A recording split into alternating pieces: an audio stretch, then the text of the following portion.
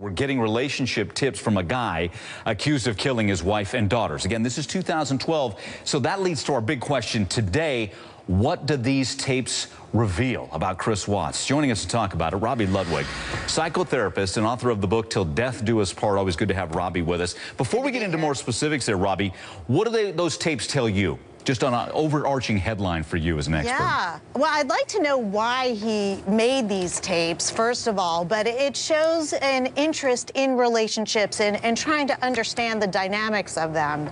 And it makes me wonder if he was just curious about how relationships work in general, because very often people like Chris Watts don't really understand what it's like to connect to another human being. And if you hear him talk, his affect is very flat, right?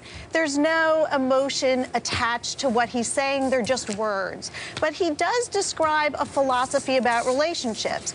If it's no longer exciting, if it's boring, then these are reasons why you would want to segue out of a relationship. So we are hearing a certain kind of philosophy that he's operating by. And again, forgive me for interrupting, but here's one, and I think this is one of the headlines in this 9-minute presentation. Again, it's 2012, but he's talking about what the future may look like with your spouse/partner. Here's that. The first phase of deterioration is interpersonal dissatisfaction, which is when you become unhappy with all the everyday interactions with you and your partner. You also begin to view your future with your partner as a negative future. A negative future. Could that be where his mind went a short time ago? Absolutely. It certainly seems like Chris was miserable in his relationship and with his life, and that the relationship was no longer serving his needs. And it's very interesting in this tape, he talks about, is there a moral responsibility to stay with your partner?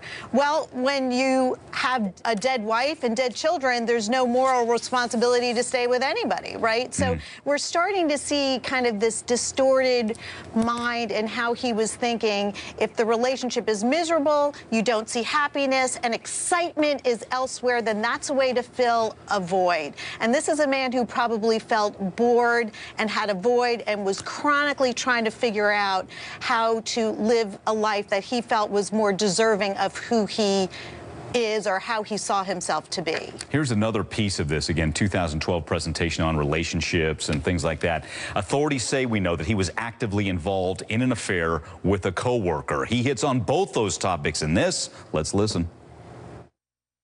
You have two types of deterioration. You have sudden and you have gradual. Sudden would be an example of infidelity.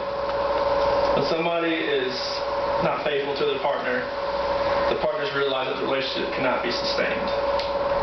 Gradual would be if you met somebody at work or a new friendship has occurred, and you, as it goes on, you see that, okay, maybe this relationship has more potential than the relationship I have with my partner.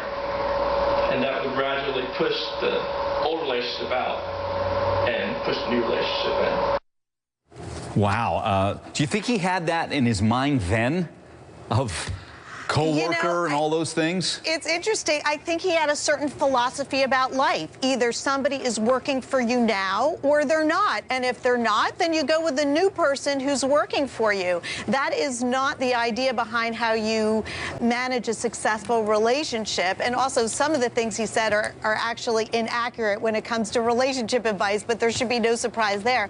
But it's a philosophy. And if he is, in fact, a sociopath, that would speak to seeing people really as objects. And sociopaths can't really love in the deep way, deep, healthy way, because they can't feel empathy towards another person. So they might confuse the excitement of romantic love with being true love. And a love that's kind of longer and more friendship-like and companion-like is not really serving a purpose. But there were a lot of stressors in his relationship, and it sounds like it no longer worked for him, and he felt deserving of something better. Again. He's accused at this point. We know his story is that he wants out of the marriage and Shanann lost it. It's tough to take that when we're seeing her, and this was the clips as you're speaking there, Robi, with the little girls. But speaking of Shanann, there's a new clip here. We haven't heard this before, and she again is excited to be pregnant, and here she is hoping it's a boy to please Chris. Let's watch that.